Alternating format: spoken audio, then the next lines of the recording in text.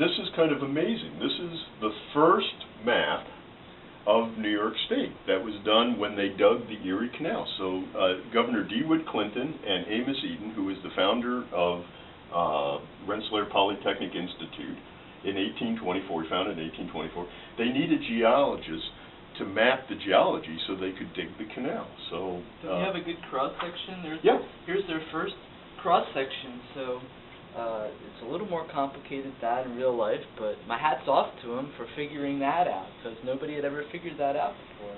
So this was right after they did it in England. Yeah, so at the AAPG All-Convention Luncheon, I got to speak with Simon Winchester, and he was talking about William Smith's and the map that changed the world in England, and how it fueled the Industrial Revolution, because they needed to get the coal, which was key.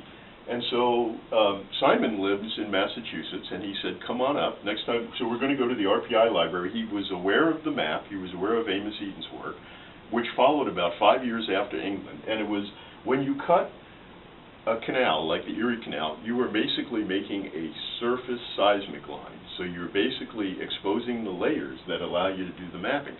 So I think it's a fascinating new world story that hasn't gotten as much publicity as the map that changed the world in England. So I said to Simon, so Simon has like 4 things that you have to have a bestseller book.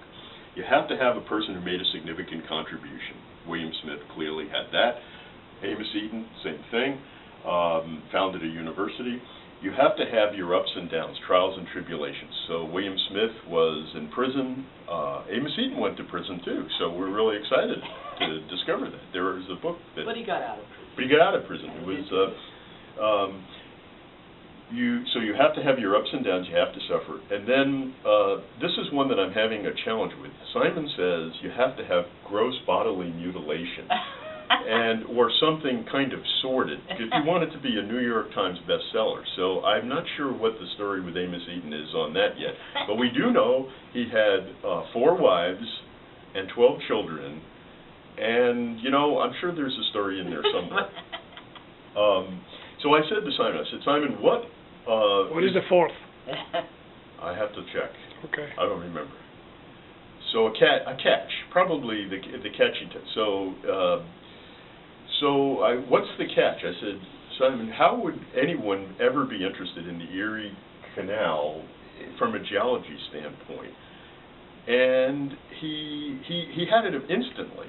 He said, this is the map that made New York, New York. And I thought about it for a second, and then he elaborated. He said, if it weren't for understanding the geology that made the construction of the Erie Canal possible, migration, the vast migration into the U.S., a lot of which came through the Erie Canal and into the mid-continent to the west, it would not have come in through New York.